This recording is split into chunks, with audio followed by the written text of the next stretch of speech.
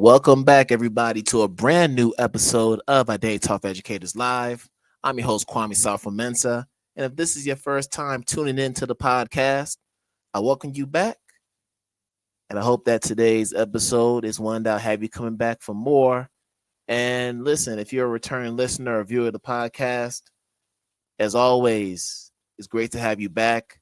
I hope that today's episode is one that you will find informative, enlightening, and as always, insightful. So before we get into our main event, as always, if you are on YouTube currently watching us, please make sure you hit the red subscribe button so you can get future notifications on new episodes of the podcast. If you're listening from Apple Podcasts or Spotify or wherever you listen to your podcast, make sure you subscribe there as well. And for those who would like to contribute financially to the growth of this platform, there are 4 ways in which you can do so. The first is through Cash App using our handle $IDTALK4ED. A second is through Venmo with our handle @Kwame SM. And if you have a PayPal account, you can go to the URL paypal.me/Kwame SM. And finally, for our day ones, for our everyday listeners of IDTALK4ED Educators Live, if you are satisfied and have benefited from the content coming from this platform, please consider becoming a forum member. This is our new exclusive membership space for the IDTALK community. Over there, you'll get behind the scenes footage of the podcast. You'll get early episodes as well as some perks as an incentive and a token of our appreciation for your support. And you can find all this information on our website, IDTALK4educators.com. Now, for those who are avid readers, if you haven't purchased a copy of Learn to Relearn, Supporting Identity in the Culture Firm and Classroom, please make sure you do so. We are approaching our 1-year anniversary celebration, which is exciting. I can't believe it's already been a year, and I couldn't be more thankful for the support that this community has given me over this past year. And I just want to thank you all for continuing to elevate this book, continuing to keep it in conversation, continuing to recommend it to friends, colleagues in your schools, as well as your loved ones. This is how the community grows, through your support. But if you're someone that doesn't have a copy, get your copy today. You can go to Rutledge website, or you can go to any other place where you can get your online books. And then for more information, you can go to learntorelearn.com to learn more about the book and the contents within it. So we're going to go ahead and get started with a conversation that I'm always excited to have with a return guest. This person needs no introduction. She is gracious enough to come back to have another conversation with me, a part 2. This time around her best-selling book, Rebuilding Students' Learning Power. And I've had a chance to dig into the book, and there's a lot of powerful information in here that we're going to try to dissect today. And I'm just excited to have her back on. Without further ado, I'd like to welcome back Mrs. Zaretta Hammond to the podcast to talk with us about her new book. So let's bring Zaretta on. Hello. Hey, it's so good to be back. Thanks for having me. Yes. And thank you for coming back. You said that you were going to be back, and here you are. Here I am. Absolutely. Yes. So I appreciate you for taking time to speak with me. But I have to say, this book is powerful, and I'm only about a quarter of a way in, and there's so much information and research packed. So hopefully every educator gets this book, especially given the times that we're in. We're in an era where there's so much anti-intellectualism taking place. This is the solution to that. This right here. And we'll talk more about why this is in the conversation. But I want to make sure I lead with that. And also find out how you're doing. Because I know you writing a book is a lot of work. So I know you're relieved that it's out to the world. Relieved and still recovering. It is not for the faint-hearted, as you know. But, it's a labor of love. And honestly, this book had been percolating in me for a long time. I would say even before culturally responsive teaching in the brain. So it was very gratifying to be able to finish it. I had a lot of stops and starts along the way. That's just the writing process. But you hang on to kind of the vision to have it come into the world and be made manifest. And you do that by small pieces of time to write, being in a community of writers, that helps a lot. And then, I started to just really carve out the time to get her done, as they say. And so was able to do that with my editorial team at Corwin. It takes a village, and we got it out in the world in August. So I'm super excited, and it's still just new, like a newborn. So I know it's probably going to take a couple of years, but it's already circulating. People are having conversation about it. So I'm super excited about that part. Yeah, but I can already tell you that this book is going to have a lifeline similar to the predecessor. Just with the information that's packed here and how timely it is, this is going to be in people's conversations in many education circles for many, many years to come. I already see it already. I will take that. I receive that, and from your mouth to God's ear, that's for sure. And here's the thing: that's how I like to write, and I do think that's one of the reasons it takes me a while to finish something. Right? There are people who, have 5, 6, 7 books under their belt at this point, and I am the tortoise, a slow, steady, because what I want the work to be, and what I hope it is, just as you described it, I want it to be a manual for how we actually are able to kind of repair what is not happening for the most vulnerable children, right? Black, brown, indigenous, poor children, right? Neurodivergent children, just those that have been pushed to the margins. And there's a way in which we've talked about equity as kind of this lofty goal, but we don't get in the instructional core and say, well, what will change it? And I think we tried that with culturally responsive teaching, like everybody then got on that. But even that was like, it's just about relationships or cultural affirmation. And while those things are important, you still have to rectify the effects of inequity by design. And that's why I really focused on rebuilding students' learning power, not just calling them geniuses, not just saying you're a genius, but literally coaching them to develop the craftsmanship of learning. Mm. And these are all things that are not new ideas. Even as someone that was in the classroom for many years, we heard a lot of talk about metacognition. We heard a lot of talk about developing learning behaviors.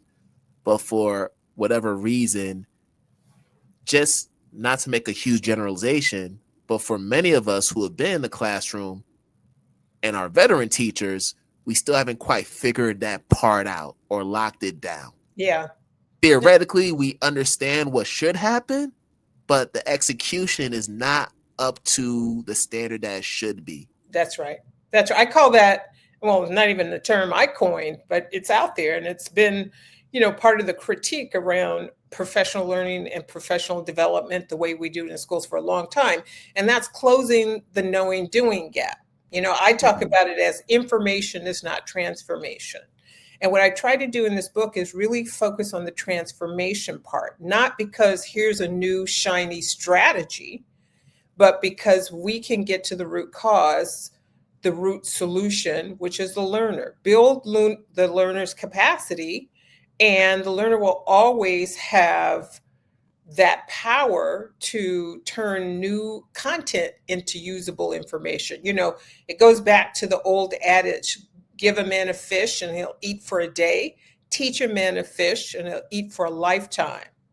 You don't have to keep giving a fish, right? You don't have to keep scaffolding. You don't have to cajole. You don't have to try to motivate. Because now when the student is a powerful learner, they can turn their attention to learning whatever they need to learn. And they are motivated to do it because there's intellectual curiosity. They know how to stoke that. They know how to connect it to what they already know. And there's a way in which that's not happening in most classrooms, right? And again, I don't want to make generalizations. We're all doing some part of that. But on the large scale, we're not moving the needle on student learning much.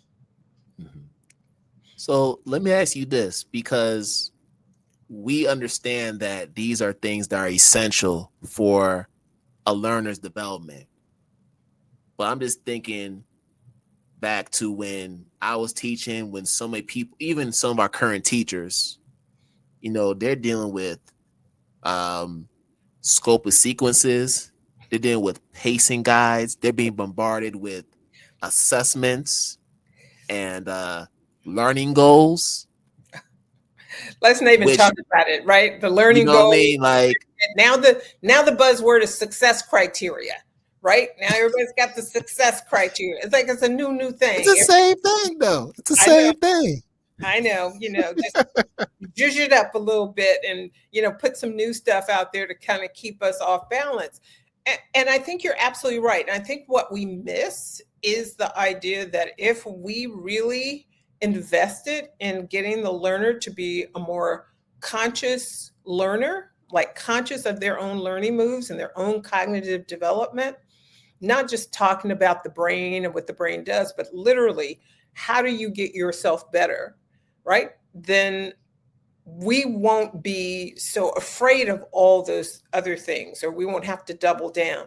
Like a conversation I'm looking to have with leaders right now. And, the last chapter in this book is really focused toward instructional leaders, instructional leadership teams, and instructional coaches.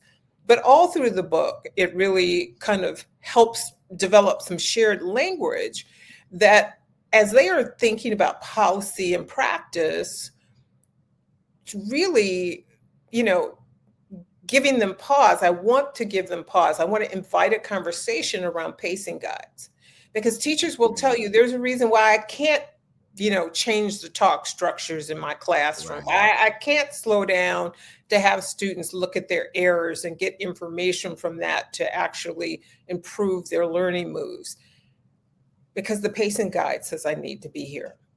And so again, you can't tell the teacher just throw the pacing guide out, although, close that door and do what you need to do. But the reality is this is on instructional leaders. Like there's nothing. I was having this conversation with myself, because this is like the big thing right now where I get a lot of pushback, right? Well, we can't do that because the pacing guide won't let us. Is then if we have equity-minded leaders, then that should be one of their first tasks. We keep acting like the pacing guide, has come down from Mount Sinai on tablets. It has not. It can be revised, and it should be revised to actually incorporate where are students going to talk. And I'm not talking about that weak ass talk and turn and talk. I am so sorry for my colorful language. Hey, no, you keeping it real. I am, because please be free. I have a strong feeling about that. Like turn and talk is not going to get students the kind of mental, productive struggle they need, right? They need more robust talk structures. But it doesn't mean that some group of people, when they're planning for that scope and sequence, when they're putting together the pacing guide, should not interject that, right? Learning how to learn, right, in a way that grows students' learning power is parallel the content. It's not over here. We don't teach it separate. It's the tools to actually make the content less random and more meaningful to students. And so, I want to have a whole conversation with instructional leaders about that, because that's going to be our next, kind of equity stronghold, is to reimagine that pacing guide. You're right, because I think currently, and this has been the case for a number of years, especially post NCLB, it's been a lot of talk around assessment. Assessment is what leads conversations. The minute you come back to school after a long summer break, we're talking about success criteria. We're talking about goals. Based on this data from the last year, what percentage of students do you believe will improve over the course of this year? And how are you going to progress monitor everything that's going on? And So these are very arbitrary yeah. numbers just to, satisfy administrators in the end. And it feels like we're having a real conversation. So, this academic year and going forward, and on the back of this book, I'm really trying to get back to that classroom, being in that instructional core more often, and am doing that because what I want to be able to do is to better understand what gets in the way for us. But that conversation that you just described is one that makes us feel like we're having, it's kind of a busyness, right? We're talking about common assessments, we're talking about, but no one actually turns their attention to the student. So if we understand we're progress monitoring, what are we monitoring? Because only the learner learns. So if we don't better understand how learning happens and how each child's unique learning algorithm comes together and how to coach them, then we won't have anything to monitor. And so again, we get kind of caught in our jargon. And so this book is designed to kind of fit in that space, right? We've looked at our data. We've made some determination. There are a group of kids that we need to try to help, move forward. Now there's all this science, there's all this experience, there's all this practical stuff that will help us build our capacity to coach students to level up their learning. But that's not what we lean into. We lean into the content more. We talk about standards more, but we don't talk about students, or we talk about the new strategy. And we leave the student as an afterthought. Did it work on the student? Versus who is the student as a learner? How do I get the student to lean in? A big question I'm getting right now in interfacing with the teachers I encounter, I've got some teams working on some stuff. And this is the question they keep going around. How do I get the student to own their learning? Because they recognize it's not about me just like teaching my heart out in front of the room. I've got to get the student not just to engage, but to actually process. That's why this book really talks about the 6 elements, the 6 components of a good information processor. That's what we're monitoring toward. So it's easy to kind of break that down and see how we are moving students toward that. And this is what teachers will keep saying, like, I am doing a lot to get students through the lesson, but I need the student to own their learning, right? This is what I wrote this book to address. There's a way to do it. There are 5 steps. And within each one, there are practical tools, tactics, strategies, but the goal is to use those and to gather those and give them to the student. They're not strategies for us to use for engagement. They are strategies for the student. And our task is to teach the student to wield them during that productive struggle, during that rigorous learning, right? That to me is where we are not talking equity yet, right? We're still talking around the edges. Equity looks like these other things. And that to me is where culturally responsive teaching went. Whereas chapter 8 of culturally responsive teaching is really where I lifted this up.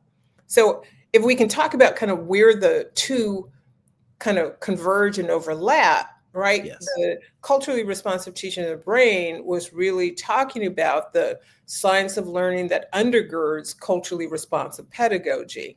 And chapter 8 was really about information processing. How do we help students build their intellectual capacity?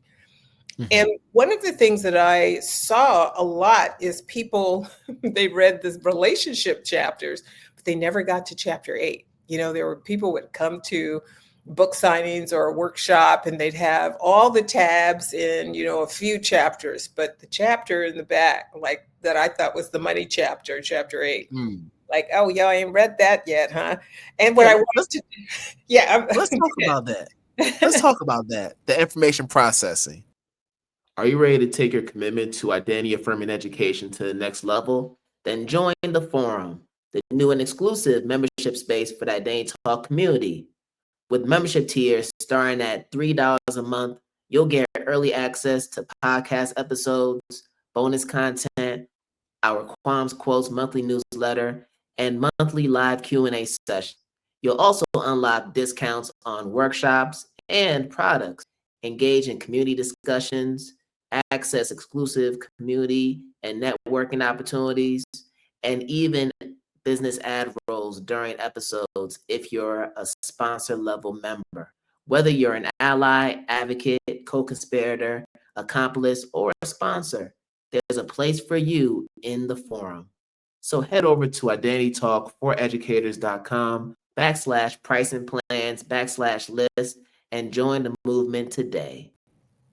And I have my own theories about it, and I know you definitely have the research you studied and your theories around it. But I just know that with information processing, like we talk so much about scaffolding, right? Every teacher and their mama know about scaffolding.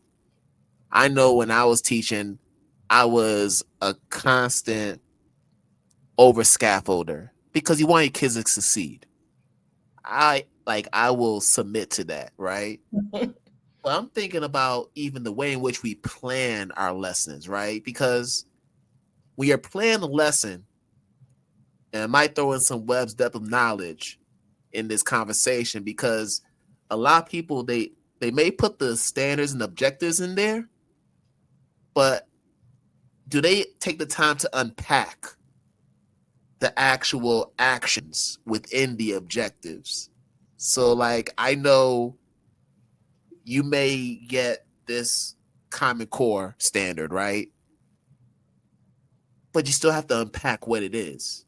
yeah. You still have to find the right task that you want to give the students, and where you need a scaffold, you make those adjustments based on the students who are in front of you. But that process alone takes time. It takes And time. I believe that there are teachers that don't want to put that time in. It's a lot of work. It's a Well, lot of work to plan a lesson. it is, and it really should be what our job is, right? Right. In the sense of being teachers, that we are given time to do that. I think a lot of times it isn't the fault of our teachers for wanting to No, do that. It's out of self-preservation. There's just too much being asked of teachers. In exactly. Japan, they do it differently. In Japan, the day is longer for teachers, not like, oh, you're here to 8. It's like the day is shorter for students. The normal day for teachers, there's more time for teachers to talk together. They do a really interesting thing when they plan a lesson. They have the time to plan a lesson. Then they do what's called lesson study, so that now Mm, they actually study the lesson. They actually take their colleagues through it, not as in, and now I'm going to do, now I'm going to do. What they actually do is teach the lesson. And then they actually look to see, are the things that students need to actually be able to process that content available, the tools to help the student process it. What happens when students get stuck? Here's the way in which you can support without scaffolding. How do you help that learner get unstuck? So there are different education systems that come at this differently and give teachers more breathing space for that. This idea that you got 45 minutes, you're going to have to correct the papers, you're going to have to plan the next lesson, something's got to give. So on that note, I totally understand what happens. But at the same time, no one would go to a doctor who says, I just really don't have time to read these medical journals and stay up on the latest. I just don't. Nobody goes to the lawyer and says, I don't know that law. Like, I'm really good with the law that was 20 years ago. I'm well versed in that, but I don't read to keep up with the latest precedent. mhm. Nobody. Why? Because you're going to be in jail if you go with that one. So there is a way in which I think we have to rethink how we set up the work of teachers. And that's why the work that I'm doing currently around helping some teams of teachers actualize this work is using a unique method of inquiry, right? And something I've developed, worked with some teams, again, very much like I did with, with my writing class. Like, let me use culturally responsive teaching and see if it helps you accelerate your learning. And it did. So here, I believe inquiry is another way in to helping teachers kind of have a little more expansive time. But that also means, leaders, instructional leaders are the lead learner, meaning they understand they have to build this kind of intellectual community of practice for teachers. And the community of practice is not just to talk about numbers, data, and common assessments, but to talk about students, assessment of student learning in the sense of what misconceptions do students still carry? What's their learner identity? And, if they keep saying, I'm not a math person, you know what? They're not even going to make the investment of trying to do math at any higher level. Well, in the same, in other domains, I'm not a good writer. Well, now you're just not going to put the effort in. So the idea isn't that it's motivational. It's, about identity, right? Who am I as a learner? I can be a powerful learner. And the parallel that I'll make, Kwame, that I think is so important is in sports. You can see a young phenom on the basketball court, on the soccer field, and as good as they are to play at a professional level, they are still raw. It's just raw talent. So when someone sees them, the coach knows we still have to hone that. You still have some things that you do that undermine your potential, right? They say, hey, in 5 years, you're going to be a great player. And here's what we're going to do to get you from where you are now to that greatness. We've got to bring kind of a similar idea into education, that we're coaching the craftsmanship of learning, right? Yes. This is how your brain works. Like, we're going to have a talk about brains again. Let's have a talk about learning. That is what we're not doing. And too few teachers know how learning happens. That's why I keep going back to information processing, not as an abstract thing, but as a thing your brain is doing every day. That's how we get to the higher levels of Webb's depth of knowledge scale. Yeah, for sure. And then just to stay on the coach analogy, if I'm a coach, my hope is that my owner is going to give me time to develop my players and not be so quick to terminate me if the results aren't there in year 1 and 2. Yeah. So, and this, yeah. And this is so relevant because when I start working with a team, in a school, that's the first thing I tell them. I'm like, this is going to take 18 months. So if you're looking for a quick result, this is not the relationship that you want.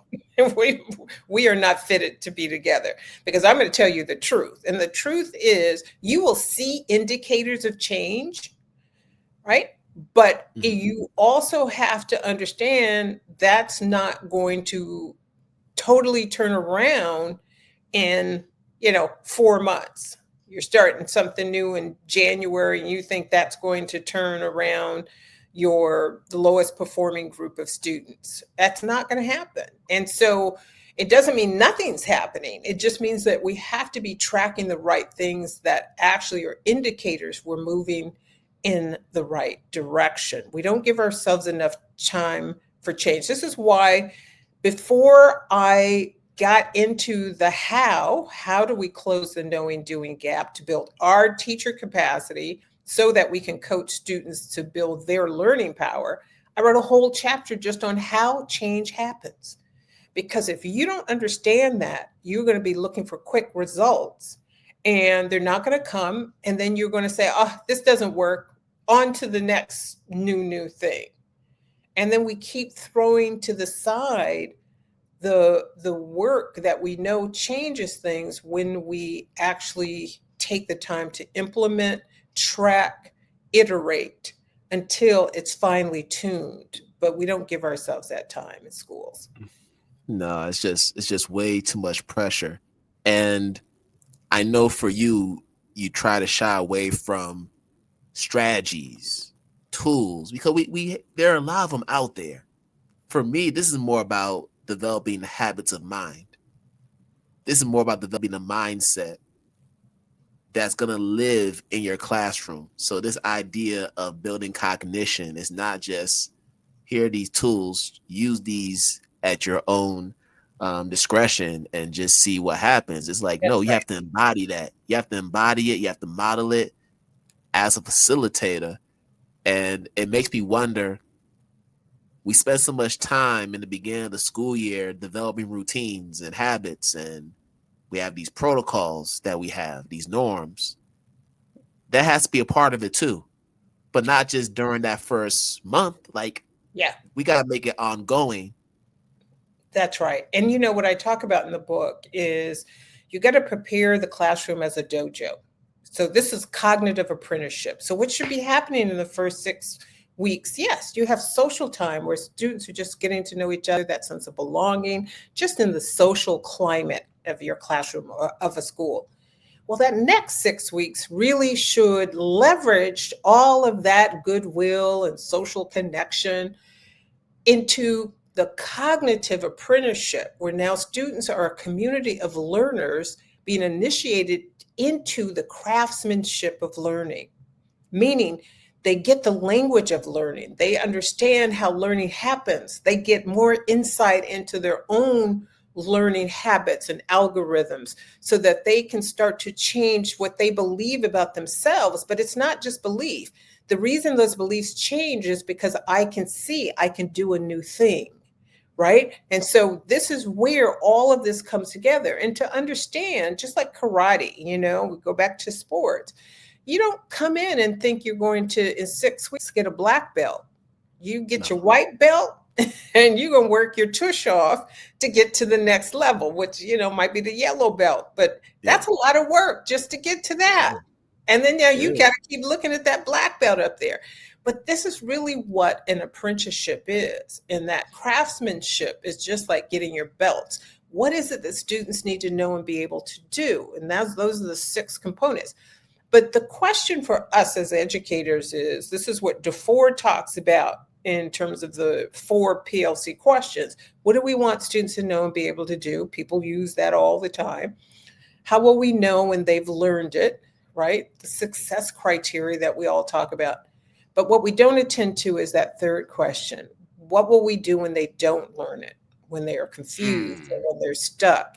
We just have a tendency to gloss over that. Well, I'll reteach it or I'll scaffold some more. But it is in that third question where equity actually lives, the power of that student to have. I don't even use the word agency anymore. It's overused. We want student voice and choice. Lord, stop. Because if that's the case, why are so many children not being powerful learners and still struggling at the margins? The word I use now is sovereignty.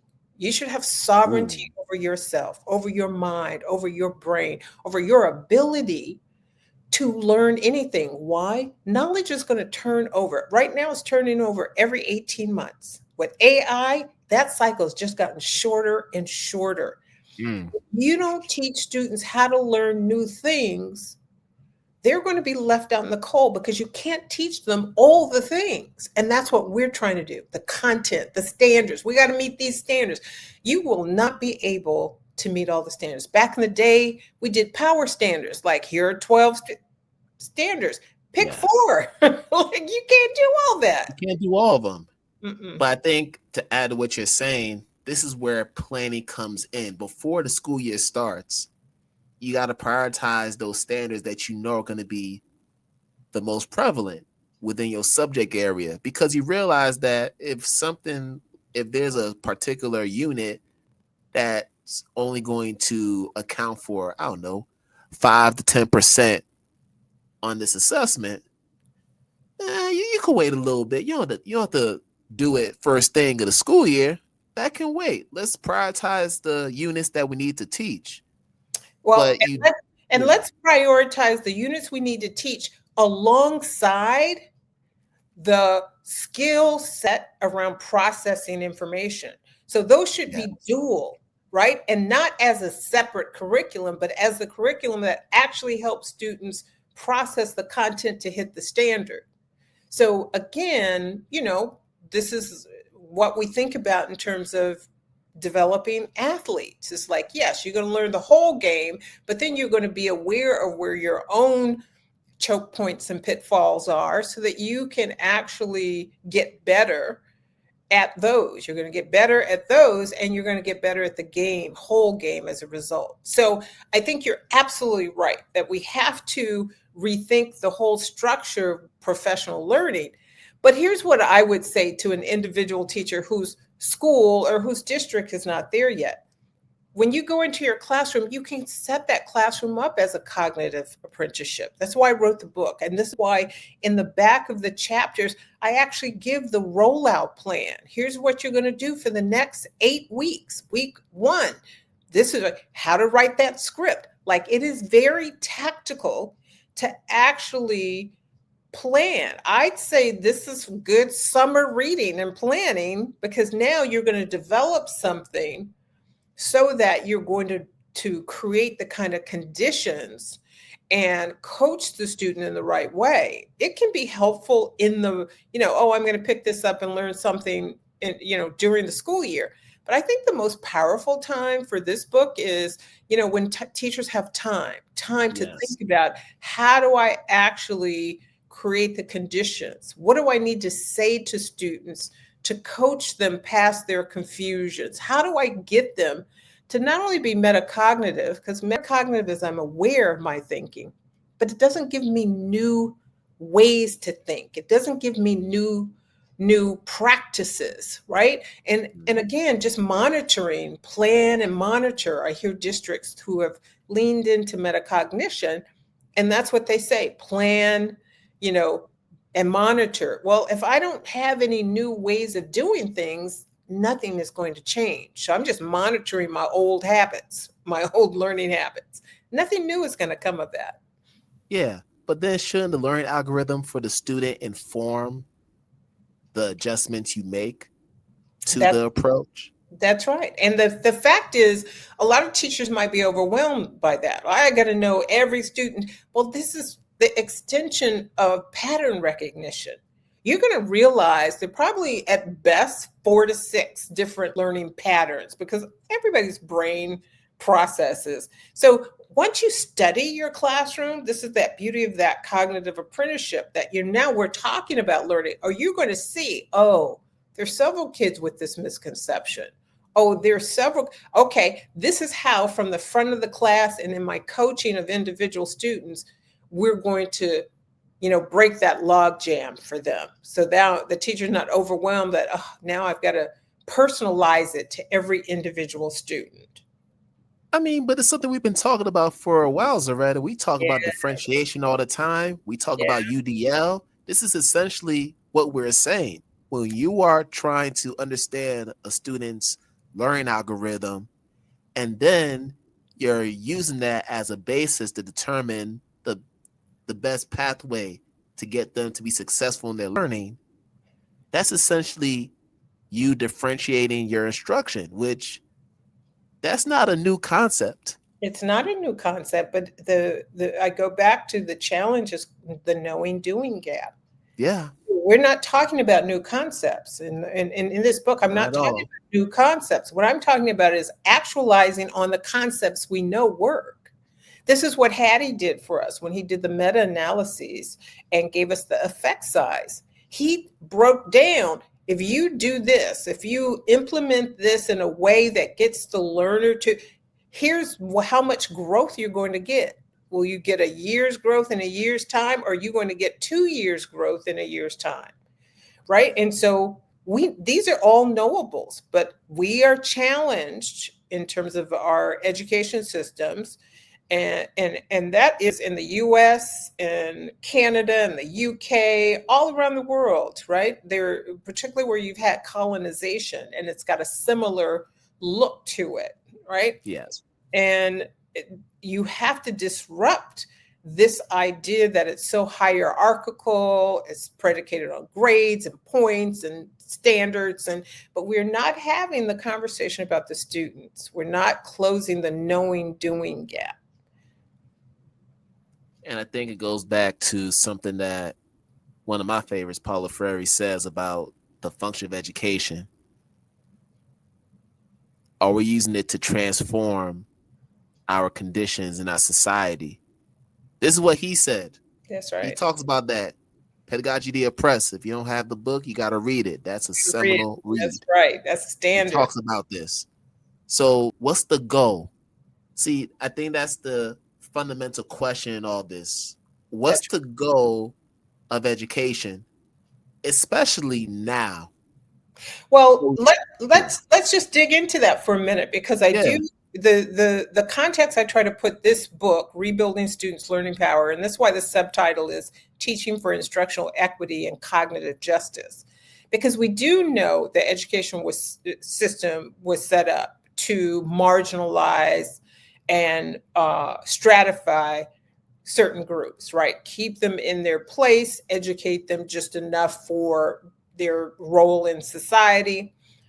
So when we start to understand what the purpose is, and now we have decided we're beyond that, but we're still left with the same system, right? The grammar of schooling and how we do school has not changed, but we have to change it from the bottom up as well as the top down. So the bottom up is empower the student, not just with voice and choice, but help them become a more powerful learner. This is cognitive redlining, as I call it, stealing that concept of redlining from the real estate industry. And I'm not the first to write about that. Other people have been kind of making that parallel. Certain kids don't learn to read because if you don't learn to read by the third grade, I don't really have to do much to you. There's not any kind of boogeyman of inequity running around after you at fourth, fifth, sixth grade. Why? Because you can't read. It's just going to take care of itself. So there are ways that we see this has been kind of wired into the system. The only way to undo it is to get better at literacy and numeracy, but also helping students to become more powerful learners. Why? Only the learner learns. We could teach our heart out, but if the learner has not owned the learning, moved content through their information processing, which requires attention and cognitive effort, then there's no new learning that results. And so that's the goal. That goal is to empower oneself so you have true agency and sovereignty over what you pick, and you have the options to pick. That's why I call it a pedagogy of possibility, right? Mm-hmm. So what this whole process is a pedagogy of possibility, that the student has new possibility, new powers to be exercised, to get stronger and stronger and stronger. Talk for Educators Live podcast is just one piece of the work that we do under Identity Talk Consulting, which we've had since 2019. And since then, we've had the privilege of working with 40 different schools, districts, and organizations across the globe. And we want to continue to add to that number in this new year. So if you are a school, if you're an educator or an organization that's looking to receive professional development and consulting services within any of our pillars, whether it's anti-bias, anti-racist practices, culturally responsive teaching, or identity affirming education, we are the firm for you, and we love to learn more about your needs. When you have a chance, make sure you go to our website at IdentityTalk4Educators.com to learn more about our services and to schedule a discovery call today. We love to hear from you.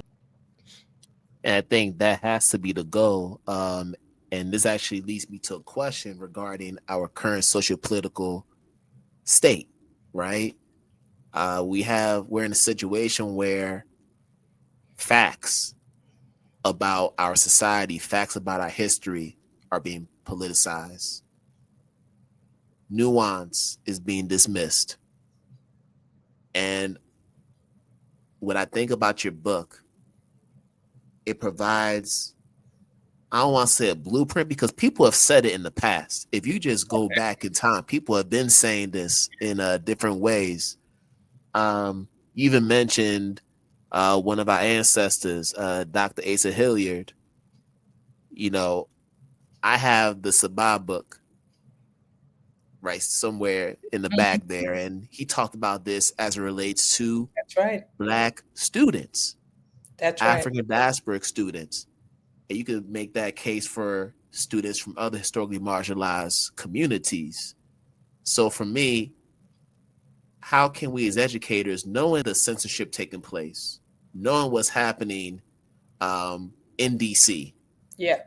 knowing the fact that we're in the midst of a government shutdown that is impacting the lives of so many people, including myself. Yes. I do have a wife that is a U.S. government employee, but we're not going to get into that. Yeah. But we feel it. Yeah. I'm wondering, how can we get educators to nurture students who may not be knowledgeable, like you talk about in the book, but they're intellectually humble and they want to wrestle with the uncertainty that we're in?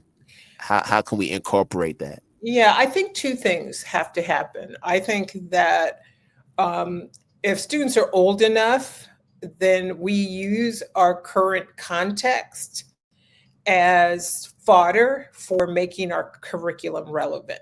So I don't think we have to shy away from it. We should be bringing civics back, but social studies, what they're reading in their ELA classrooms, what math they're learning about in terms of how math and statistics support certain, agendas and ideologies to be forwarded. Just take the censorship or the banning of certain books, or the whitewashing, if you will, pun intended, of history. But the thing that I want to emphasize is, while we can engage students in those conversations, and it may feel to teachers that that's the social justice thing.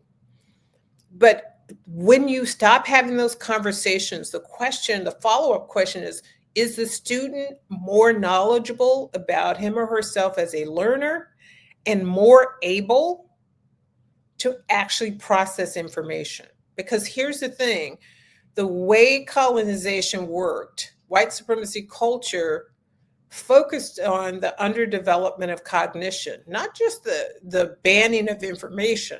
So this is not just about giving students information. It's also about restoring, rematriating what was kept away from them, right? The hidden curriculum is learning how to learn. That's what has been rationed for the privilege, right? And so what we want to do is bring that out and no, this is for everybody. We the people. This is our legacy, to be able to build our minds and build our brains, right? Grow our brain power. So I think it's a dual thing. If it's appropriate for students to really engage topically what's going on in their local community, in their state, in their region, then they should. But don't supplant those kind of thinking comprehension conversations, because they're not reading comprehension. Kids can be very bright and articulate when they're having conversations, and then they cannot read the words when they're just reading an essay that is espousing the same thing. That is by design. And we really do have to help students build those skills and capacities. We cannot say, that's just part of the system. Freire talked about conceptual understanding, informed action, and critical analysis and reflection as part of praxis. If we get through that praxis, that we don't just march out with informed action, whereas conceptual understanding. This is why leaders have to have shared language. Teachers in a community of practice have to shared language around how learning happens. Students have to have shared language. They have to have their own community of practice. This is conceptual understanding. then we're able to move to informed action, not just action, informed action. This is where Hattie's effect sizes are so powerful. That is informed.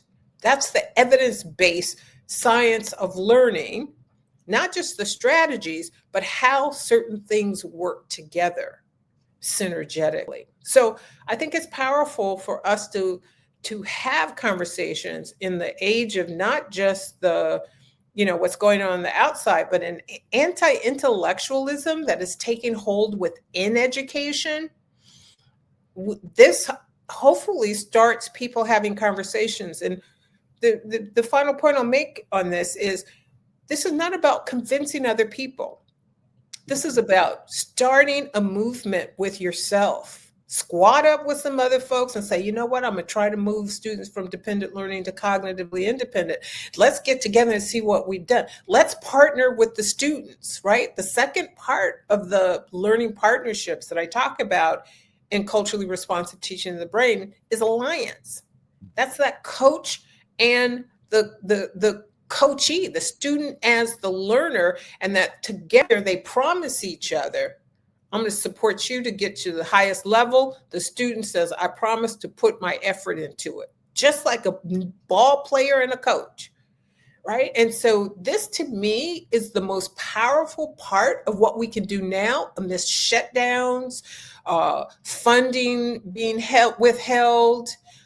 We don't have control over that, but you know what we have control over? Our classrooms. That's right.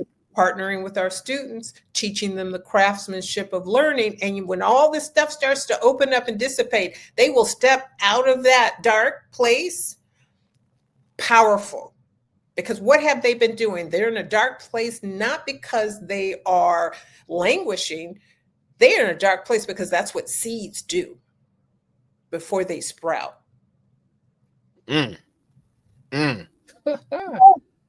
that marinate for a second. We gotta let that marinate for a second. That right there. That right there. And I think ultimately that's what has to happen. We can't control the fact that our special education department is being dissolved. We can't change the fact that there's a whole civil rights department within the Department of Education that's also being dissolved as we speak. We can't change those things. These are things that are happening as we're speaking. But the mission still remains the same. That's why the motto for this podcast and for Identity Talk is staying true to the teacher and you. That's right. Because when all this noise is happening, we still got to stay by our principles. That's right. We got to stand by who we are, our morals, the things that make us who we are as teachers, but also we know what's best for our students because we spend more time with them than their parents in some cases. That's right. So, and we can't baby them. We can't life is hard. It's hard for all of us. But here's what I would say. You can look back on the history of colonization and enslavement. This is the best we've ever had. As much as we'd like to say, ooh, this is tough. It ain't tough as when you don't own yourself. And those folks, our ancestors, pushed through. They made a way out of no way. They kept their head down and were still about the business of chipping away and moving toward freedom. And this is what I'm saying now. The freedom we're moving toward now in a knowledge-based economy is empowering every student to be a powerful learner, not just calling them genius or scholar. That is very commendable. But just because you call a student a scholar doesn't mean you've given him or her the craftsmanship of learning.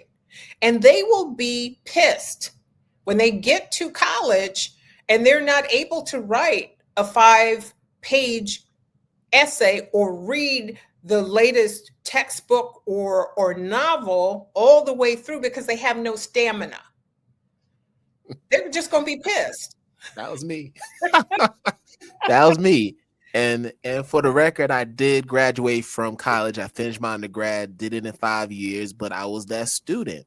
I mean, I was a level math student Mm-hmm. 8 through 12, math was just easy.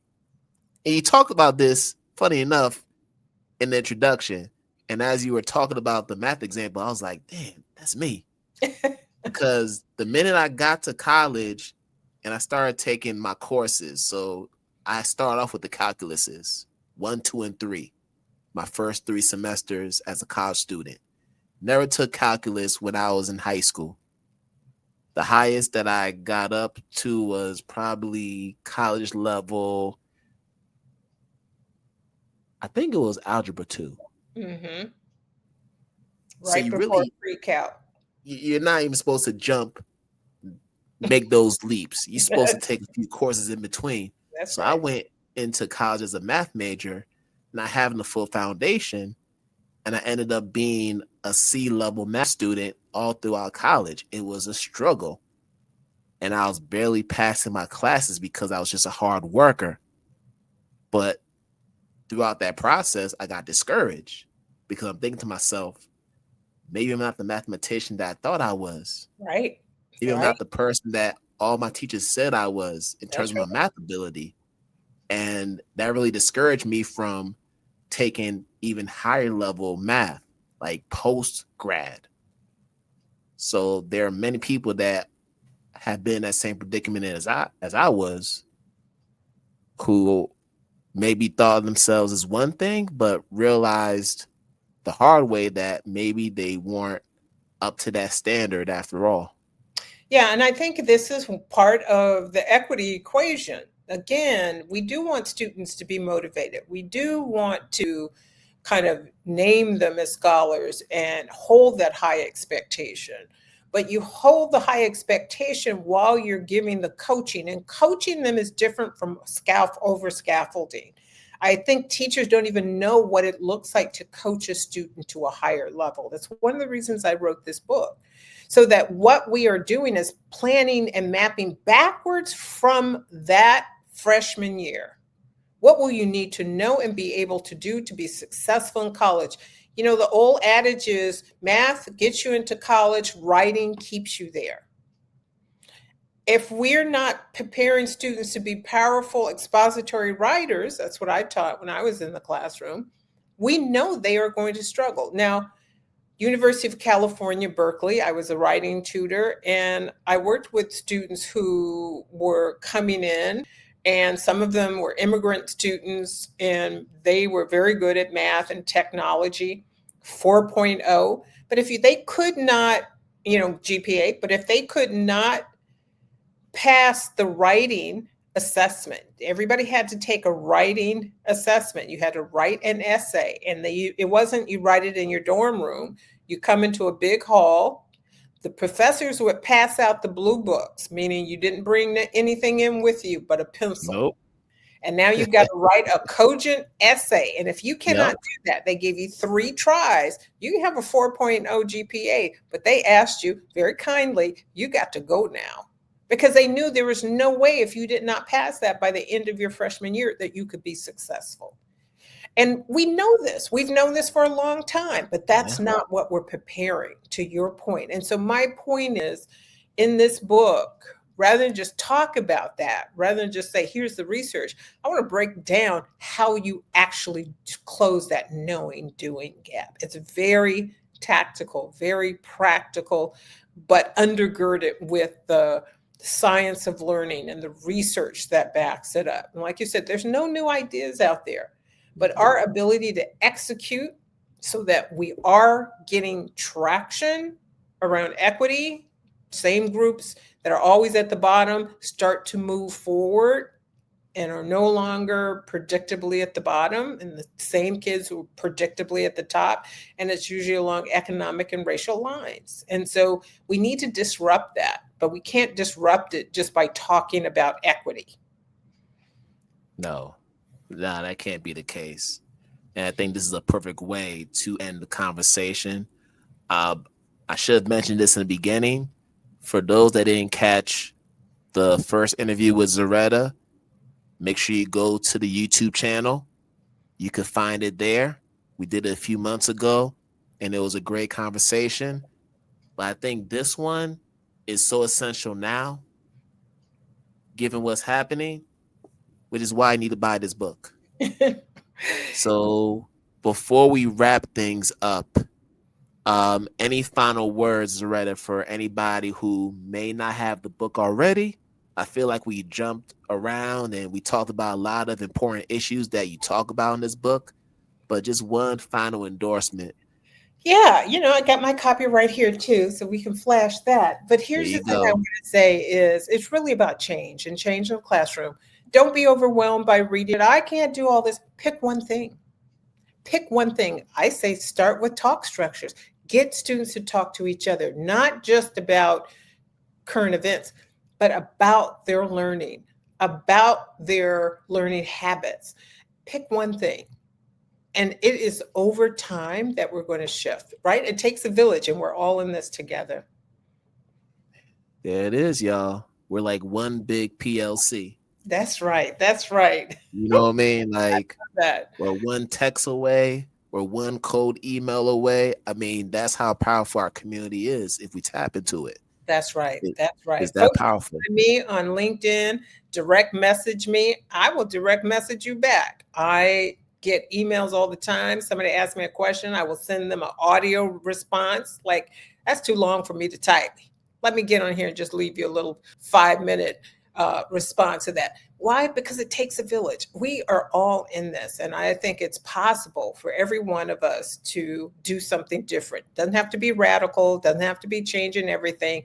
One small change over time is going to open space for more and more changes. And that's what you're doing, Kwame. And I so appreciate you and the space you hold for folks doing the work, bringing them on to your podcast, but also just creating community for them. You're a blessing. And I'm really grateful that I had this conversation today with you. Thank you. And it's always an honor and a pleasure to converse with you, Zaretta. And I tell you this all the time. Not everybody is as accessible online as you are to people. I mean, given the fact that you get thousands of emails, I'm sure you always reducing the inbox, trying to bring that number down, but you still find ways to respond to people and help them, where they are. And that's something that I appreciate you for, and I thank you again for coming on. And people, please get her latest book, Rebuilding Students' Learning Power.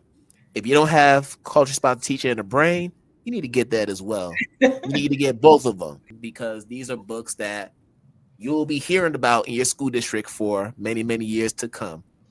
This is not me manifesting that. This is something that I just know. I have a vision. I just know, because they gonna have to ban this book to get out of educators' hands. Seriously, like the amount of truth in this book, the amount of ancestral knowledge in this book, you cannot not have that in your library. Absolutely. And I'm gonna leave it at that.